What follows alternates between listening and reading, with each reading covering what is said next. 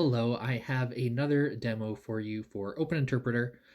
This time we're going to make it 1 degree more complex by having data pass through the calls that we set up. So let's get going. So I live in a small village a few hours north of Toronto. So whenever I have to go anywhere, I always have to go to Toronto, whether it's flying somewhere for a conference or whatnot. So I would like to know if you can navigate me to Toronto Airport.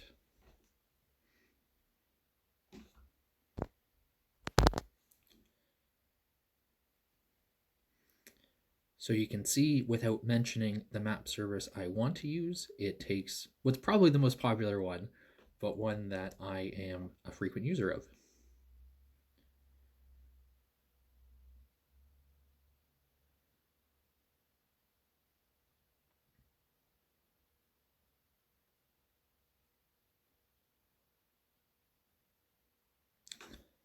I wonder if it will open it for me. I don't want to click.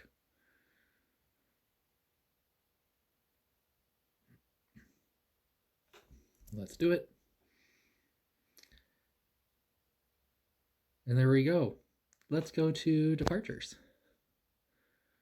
For my location. Excellent. Let's go back. Cool. So we know where we can go. Might want to tell people about it. So how about write a tweet that says hello from Open Interpreter.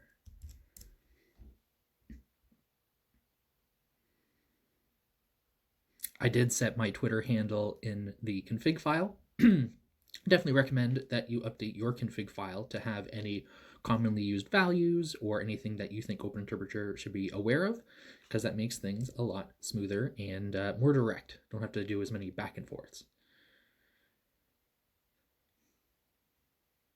Also, GPT-4 doesn't really refer to it as X. It's just Twitter still.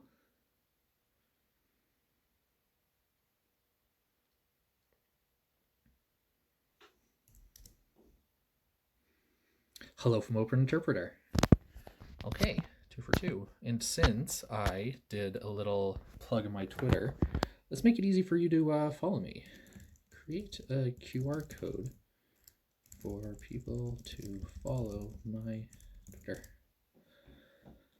Now, one thing I learned is you can't create a link for people to auto-follow you. It's kind of a dark pattern anyways, but what it will do, if all goes according to plan, is it should create a QR code that links you to my profile, so then you're just one click away from following me, which is the fastest way to get updates on AI tooling.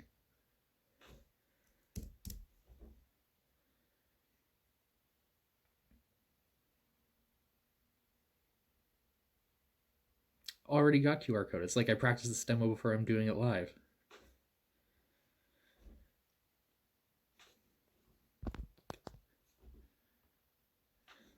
That's good.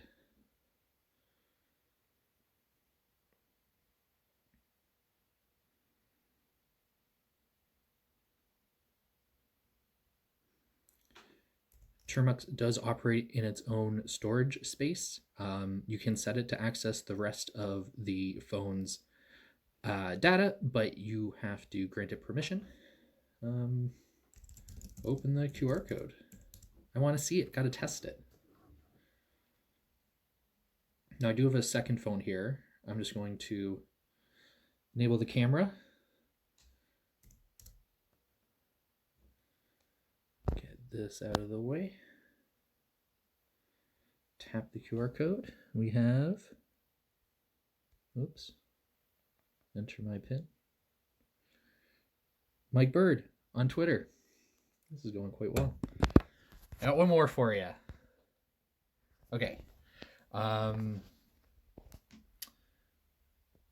Now, I took a picture of a handwritten note earlier today. Extract the text from note.jpg. So I handwritten a note. I have messy writing, but I tried my hardest, so it's pretty legible. Took the photo with Termux, and it's in the Termux file system. We're going to see if Open Interpreter can take the text out of it. Okay, just had to give a couple of nudges to Open Interpreter to find the proper file path. Let's see if this works.